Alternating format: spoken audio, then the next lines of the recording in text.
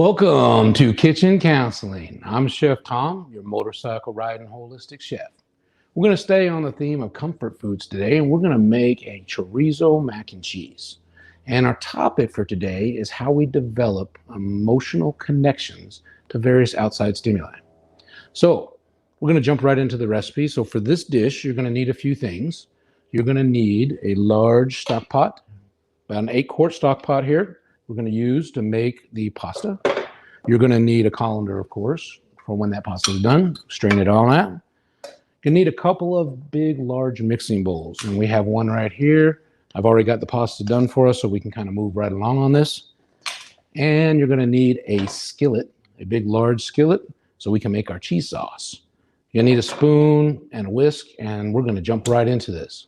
So this recipe takes about 40 minutes from start to finish. We're going to break it down a little bit, and we're just going to show you how easy it is to do. So let's go ahead and start. The first thing you're going to do is you're going to preheat your oven to 375 degrees, and then you're going to grease yourself a casserole dish.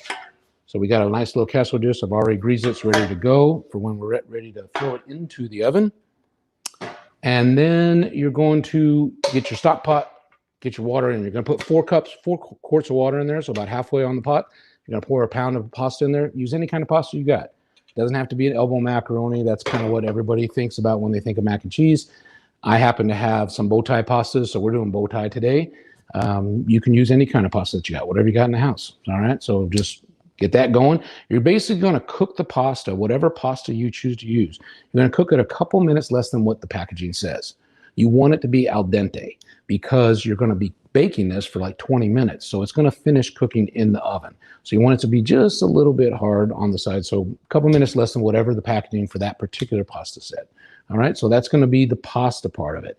So once we get through the pasta and you make the pasta, while you're doing that, you can actually be prepping your other stuff. You want to have everything ready to go. So when you make the cheese sauce, it's nice and easy to throw everything in. So we've got a bell pepper. I've diced up a bell pepper. We've got Hatch green chilies. Now, I love Hatch green chilies, so I try and use them as much as I can. So we're going to put some Hatch green chilies in here. I've diced those also up to put in there. And we have 7 ounces of a Spanish chorizo. I saved the packaging just so you can see what I'm talking about. Spanish chorizo is actually more like a salami or like a sausage. It's not real soft. Like the Mexican chorizo is real soft and it breaks apart when you put it in there and cook it, and that's fine. But for this recipe, I like to use something like a Spanish chorizo or a Portuguese linguiça sausage, something you can dice up and actually saute and have some nice little chunks in there when you're eating it. All right, so that's all of the prep kind of stuff. So we are going to, and the cheeses. Oh, I forgot the cheese. You can't forget the cheeses. This is mac and cheese.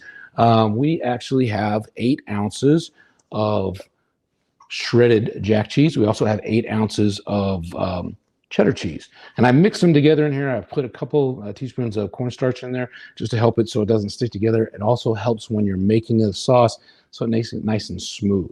Okay, so that's ready to be put in when we're ready to do our sauces. So let's go ahead and get started with our chorizo. What do we got here? Here we go. So this is our Spanish chorizo, and I'm going to be able to show you this going on the pan here just in a minute. So we're going to get our skillet a little bit hot. We're going to throw the chorizo on here, and we're going to cook it until basically it starts releasing some of the oils and the paprika and stuff that comes out of it, about 4 minutes or so. And then we're going to add in a little bit of garlic. Just for about a minute. We're going to throw the garlic in there, and we're just going to have it sauteed just to have it fragrant and kind of come up to that smell that you want to have. Then we're going to add a little bit of flour, a couple tablespoons of flour. You're going to mix it all in with the chorizo and with the oils that have been released and stuff, and kind of start to coat it all. And then we're adding in 2 cups of warm milk. We've already warmed up the milk. It's ready to go. We're going to add it in about 1/3 of a cup at a time. You just want it to start mixing in so it's not all lumpy and all that kind of stuff, and you just want it to be nice and smooth. And once you get all the milk in there, then we're going to start adding the cheeses, and we're just going to stir the cheeses in to melt them all down. Okay, so let's get the chorizo going here. Once we get some little action on here, I'll show you what it looks like in the pan.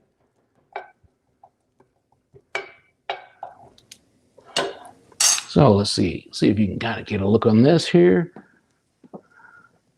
There's our chorizo. starting to cook up. Now this is going to take about 4 minutes, and we're going to basically just brown it. We're just going to brown it a little bit, crispy it up, let the oils and stuff release, and then we'll start adding all the other ingredients that'll actually make this really, really tasty. All right, so stay right there. Oh, there you go. Okay, good. So while this is cooking up, we can talk a little bit about our topic. So let me get this going here. We got that on a little bit too high. We got some smoking going on. Let's bring it down. Don't need to burn it. There we go. Kind of get that under control a little bit. There we go. All right, so our topic today is we make emotional connections to various stimuli throughout our day, okay? And every stimulus creates a footprint on our minds, whether it's positive or negative, okay? And we're gonna talk briefly about both of those. But we have the ability to change that footprint and how we frame it in our minds, okay? A very good friend of mine just introduced me to a lady, Byron Katie.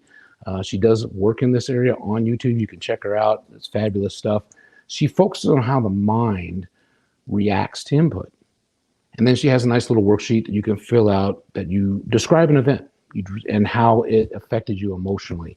And you write down all the adjectives, you write down everything down in there. And then at the end of it, she has some questions for you to contemplate on whether that perception is true, actually true, or are you just perceived as true? Okay? And so once you start to do that work, then the final step is what she calls a turnaround thought. And the turnaround thought challenges that perspective. And boy, it's really it's a fascinating exercise. I really love doing it. Check her out if you have some time. And, it's just good stuff. All right. So now I'm going to show you this chorizo again. And you might hopefully be able to see how you can see this starting to release the oils and stuff. And this is what we want. We want to start releasing the oils. It's starting to cook a little bit. We're going to start browning it up a little bit, and then we're going to start adding in all the other good stuff. All right. So let's talk a little bit about comfort foods, okay, and why I believe comfort foods can be a stimulus for change. All right. Basically, a comfort food is something that attaches to a positive memory you've had from your past, something magical that happened to you, and you've connected it to this food. So now every time you have this food or you smell this food or whatever, it brings you back to that moment. Okay. So I look at this nowadays as something that is like a respite, just a small little respite in our day. So by eating that food or preparing that food and getting ready to sit down and eat that food, it just is like that stop sign. And I talked about this a couple of weeks ago when we were talking about deep breathing and meditation and balancing that sympathetic and parasympathetic nervous system. Basically, it's just that stop sign. It's just you have a crazy day, everything's going on, and it just stops and gives you a breath. You just get to take a breath for a moment. What comfort food does is you sit down and you realize that you're connected to that positive memory, is that you slow down, you breathe. You're ready to sit down and enjoy that meal. And it's connecting to a positive memory. Sometimes all we need is that stop, okay, that break in the day to actually change direction. And that's really what I feel the comfort foods have something to do with that, okay? As far as the sympathetic and parasympathetic nervous system goes, we need both of those sympathetic and parasympathetic nervous systems to survive. I mean, as humans. The sympathetic is your fight or flight. You're always on the go and you're always protecting yourself and doing all this stuff. The parasympathetic is the rest. And that's where the body heals. That's where the body balances out. You need both of those. And if you're always on the fight or flight mode, you're going to develop health issues. So comfort food, like I said, leads into that deep breathing, which leads into that parasympathetic resting period. And that is what I think is very magical about comfort food. What I need you to understand from my heart is that the comfort food is just a break. It's a moment in the day. Okay? Taking that moment is important for changing direction. So for me, those moments are magical.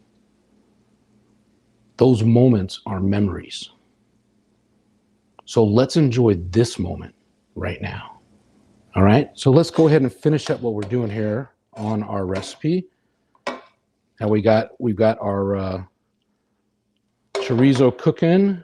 Let me get the next step in the process here.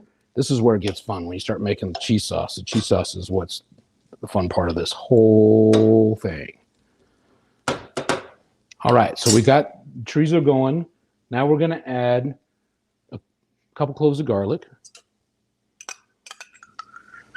And you're basically only going to cook this for about a minute. You basically just want to open up the garlic. You want to get that fragrant smell. It doesn't need to cook very long. Oh, I love that sizzling.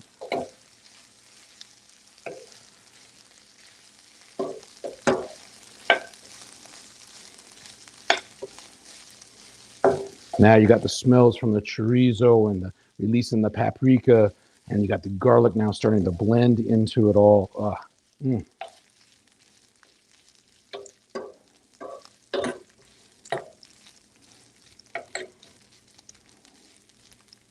Okay, let's see if I can spin this down so you can see what we got going here on the stovetop. I'm going to keep it right there so you can see the next steps that I'm doing here.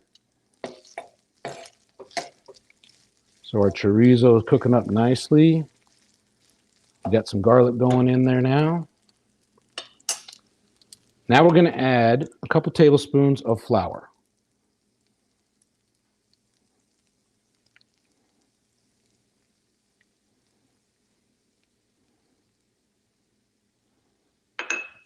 And you're just kind of coating it. You're just going to get the flour all mixed in. You only need to cook this for a minute or two also. The garlic's only a minute. The flour is only a minute or two. You're basically making kind of a roux here with your oils that are released from the paprika and the flour. Now we're going to add in our milk.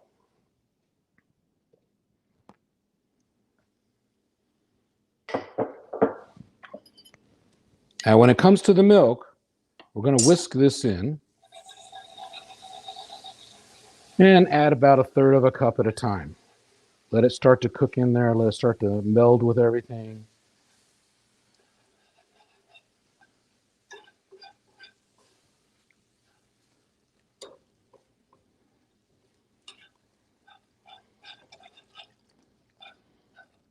So we're putting 2 cups of milk in here. It's going to give it some consistency. The milk will actually start to thicken up. We're going to turn this heat up just a little bit more. While we're at this point, we want to bring it to a simmer.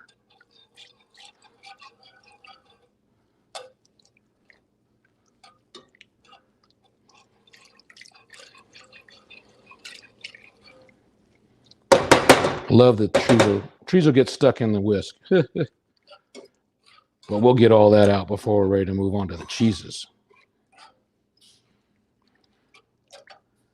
All right, so we got our milk in here. We're just going to bring this up.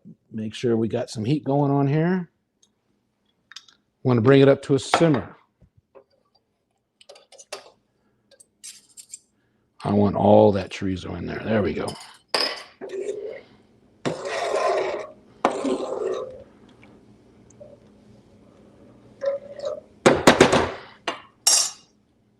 So we're basically just bringing it up to a simmer and letting it thicken just a little bit. We're not for very long, but we're just going to bring up that temperature, get it ready to go. And then we're going to put the cheeses in there. And the cheeses then are going to really thicken the whole thing up, but it's going to be nice and smooth. And then we're going to put it all together and stick it in the oven. All right. So that's our next step. So we got it. It's just starting to bubble now in our skillet. So we're just getting it to the simmer part. So I'm going to grab our cheeses real quick. All right, let's put you back up here where you can see me. All right, so now we got our bowl of cheeses. Again, we have 8 ounces of Monterey Jack cheese. We have 8 ounces of cheddar. You can use any kind of cheese you want. This recipe, when I first found it, said pepper jack cheese, okay? Any kind of cheese that melts really nice and smooth. So any kind of like mozzarella or cheddar or jack or anything are all really good melting cheeses. You want it to be nice and smooth, melty. So this is what I've even thought about doing it with like some brie cheese or something. That would be kind of awesome. All right, so we got our thickness going on. We got our... All right, I'm going to show you this real quick so as you can see, we got a nice big fast simmer going on here right now. It's starting to thicken up a little bit. So now we're just going to add the cheeses in. All right, so here we go. So we're going to put cheeses in about a handful at a time, and we're just going to stir it in and let it melt. It just needs to melt. That's all we got to do. I'm not putting all of it in at one time. I don't want a big clumpiness. I want it to kind of start to melt out a little bit at a time and all meld together. I'll put more cheese in there once the first handful is already melted. Get another big handful. We put another one in here. And I'll show you this here when I put in this last handful. You'll see how it's looking here.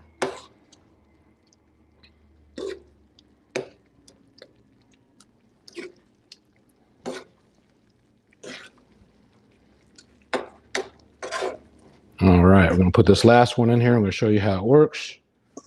All right. So we got our last handful. Here we go. Let's swing this down.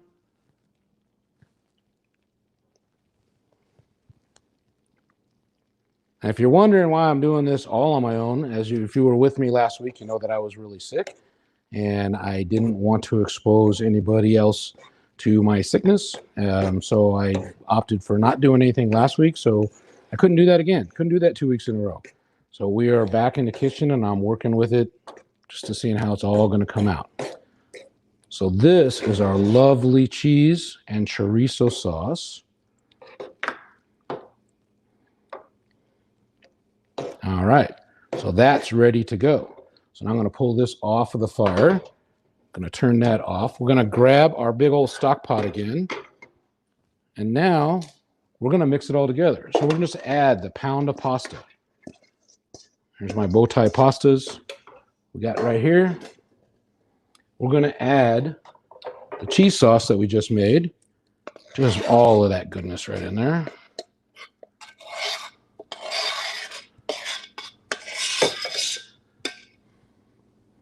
And we're just going to give it a nice big stir. We want to get it all mixed up. Get all the cheese through all the different pasta areas here. Just like so.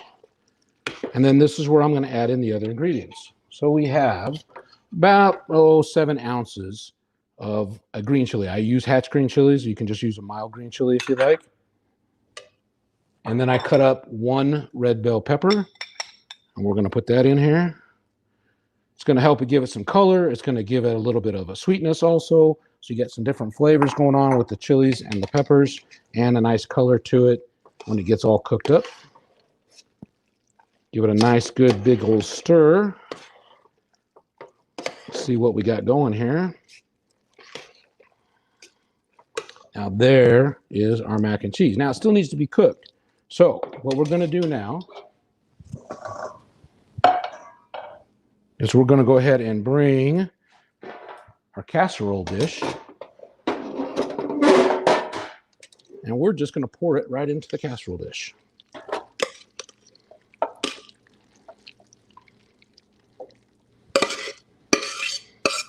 And I think this casserole dish is like about an 8 by 10. It's not huge, but it's a nice size. Handles 1 pound of pasta really nicely. You're just going to go ahead and smooth it out.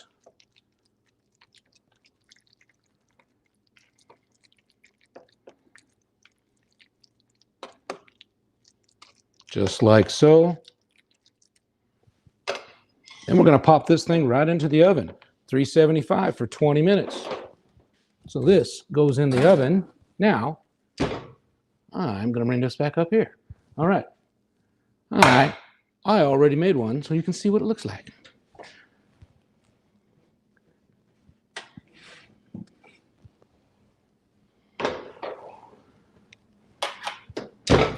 So our finished product looks like this. And then I usually top it off just a little bit of chopped cilantro. Gives a little added color, another flavor. Just looks really, really nice. And there you go.